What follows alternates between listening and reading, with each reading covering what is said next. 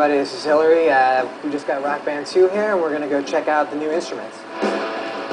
So our good pal Nate is holding the new guitar. As you can see, it's the same mold as the guitar from Rock Band 1. Not a lot has changed, except they got a slick new faceplate on there, and they did make it so that the strum bar is a little bit less mushy. But really, if you didn't like this guitar from the first time, you're not going to like it now. Good pal Colin here, a drummer by trade, has got the new drums, and you can see, again, looks very similar to the drums from Rock Band 1, but it actually is much quieter than before. When you're doing fills, if you tap really lightly, it'll actually play softly. If you tap harder, it'll play harder. And the other good thing is that they've redesigned the kick pedal, so now it's actually metal, so it's going to be reinforced, so it's going to be pretty impossible for people to break that. So that's a look at the new instruments for Rock Band 2, and now let's go ahead and check out what the gameplay is like. When you kick on Rock Band 2, you're not going to see a ton of changes right off the bat. A lot of stuff is really subtle. There are some really minor gameplay changes. For example, you're going to see a lot more hammer-on and hammer-offs when you're playing lead guitar. There's some new effects, and there's much better presentation playing on in the background while you guys are playing. But for the most part, this is the same game that you played last time, only it's got 84 new tracks and some new features. The good news is that these 84 tracks are actually awesome. This is a way, way, way better soundtrack than what we had with Rock Band 1. You got a new song from Ign Roses. They're not even releasing a single. This is the first chance you're going to be able to hear them or play them. And on top of all of this, any DLC that you've bought in the past, any you buy in the future, automatically is going to be incorporated into all aspects of the game. And you can pay $5 and export 55 of the tracks from Rock Band 1. So conceivably, you could start with over 200 tracks when you buy Rock Band 2, which is pretty awesome. Now, Rock Band 1 wasn't known for being very challenging. Certainly not on bass, and even on lead guitar, there were a lot of complaints that there just weren't those songs that were really going to, test you. That's not so much the case anymore with Rock Band 2. There's actually some really awesome bass lines in some of the songs, and there are some really taxing songs on lead guitar that are really going to test you, and they really kick it up a notch with a lot of the drum stuff too, because now they know people are familiar with the drums. They can really kind of take it to the next level.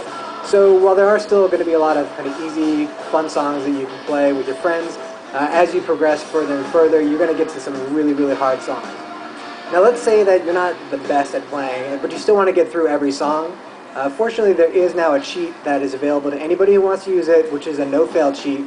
So let's say you're playing Painkiller and you just get your ass kicked because it's incredibly hard. Just go turn on no-fail. You can play through it even if you're not doing well. You're still going to be able to get to the end of the song, so you can at least experience it, keep replaying until you're good enough that you don't need no-fail anymore.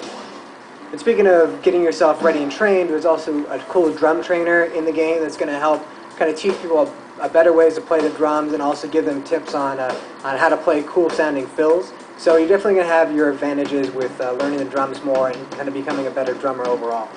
Now, as you can see, there's a lot more customization also in the game. There's a whole new store open with new clothes, as you can see with the variety of characters that we have.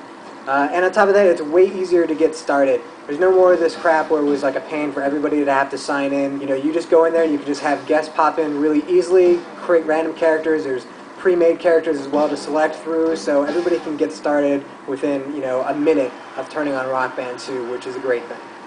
We're not even going to bother to show Band World Tour because it really is pretty much the same as what you had before. It's a little bit better, a few new twists, but it's just more of the same. Though the one good thing is that now you can actually play a solo career on Band World Tour, so you can play through that and experience that whole thing, whether you're vocals, guitar, drums, or bass. One cool thing they've added with Band World Tour, though, is that you can play online, so you can have 3 people on one console play with some person on the other side of the coast who's playing lead guitar or whatever, join as a band. So, if you have old college buddies across the country, you guys can form up and play together and progress through the career mode. One of the cool things that's been added is Battle the Band mode. This is for online players, and it just creates a whole bunch of challenges. Harmonix promises every day they're going to have a new challenge. And it's just you trying to beat your friends' scores or get on the leaderboards.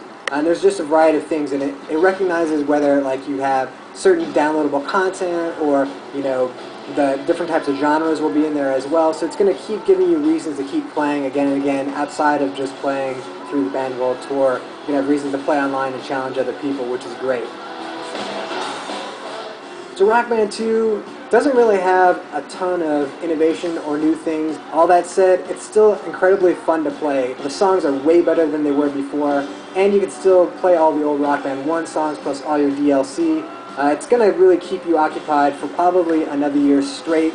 Though it's not pushing innovation really in any way, it is definitely worth buying, especially if you already own Rock Band 1. There's no reason not to spend another $60, get Rock Band 2. And if you never played Rock Band before, this is a perfect time to jump in. I mean, after all, you're going to get a whole bunch of great songs on this disc. Rock Band 2, definitely worth getting, and we'll see you online.